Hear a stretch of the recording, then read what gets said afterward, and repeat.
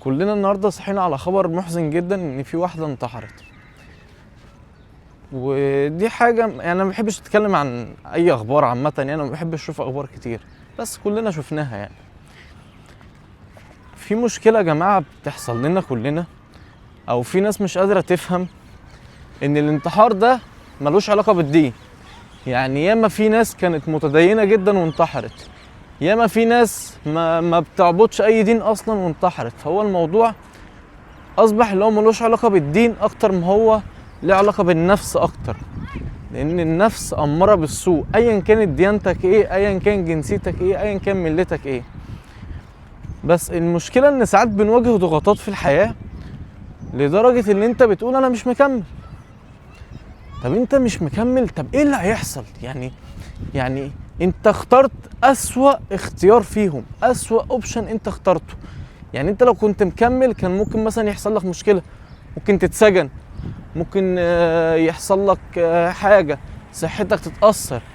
فانت ما استنيتش او اديت لنفسك الفرصه وقهرت نفسك. يعني انت مش هتبقى قهرت نفسك، انت عامه بالنسبه لك انت مفكر ان انت كده ارتحت، بس انت قهرت اللي حواليك. خاصه انت في الحته دي مش لازم تفكر في نفسك بس، يعني انت مش بني ادم جيت لقيت نفسك كده لوحدك، لا، انت في اهلك، في حواليك، في اخواتك، في عيالك بيحبوك، في اصحابك بيحبوك. فانت لغيت كل ده وقررت ان انت تزعل الناس دي كلها. هتقول لك طب ما انا ازعل الناس، توظف الناس، ما الناس هي اللي خلتني اعمل كده. ما هو انت اللي يخليك توصل لدرجه كده ده ما يستحقش يكون في حياتك، طلعه بره حياتك، ارميه. بس مفيش حد في الدنيا يستاهل، او مفيش حاجه في الدنيا عامه تستاهل اللي انت تخليك تفكر اللي انت تنتحر. مفيش انت كده انت عملت لنفسك جيم اوفر. فيا جماعه يعني مش هتقول مثلا، يعني مش عارف الواحد الصراحه يقول ايه، بس الواحد حزين جدا لان الموضوع ده بيتكرر. وكان لسه في من قبل منه بيومين واحد برضو في نفس الكلام، اللي هو على الكوبري شانق نفسه.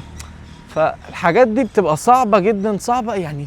الخبر على اللي حواليك بيبقى صعب يعني. وما تستسلمش لنفسك. انت عندك مشكله، اتكلم يعني. روح مع حد اتكلم وهتلاقي. ما تقوليش مفيش، والله ما تقوليش مفيش. انت لازم في ناس في حياتك حد بيحبك، لازم في حد بيحبك تروح تتكلم معاه. مفيش، روح اتكلم مع طبيب نفسي. دي ما عندناش احنا الثقافه دي، اللي احنا محتاجين حد نتكلم معاه، محتاجين حد نفضفض معاه. روح اتكلم مع طبيب نفسي. ايه المشكله؟ يعني ايه المشكله؟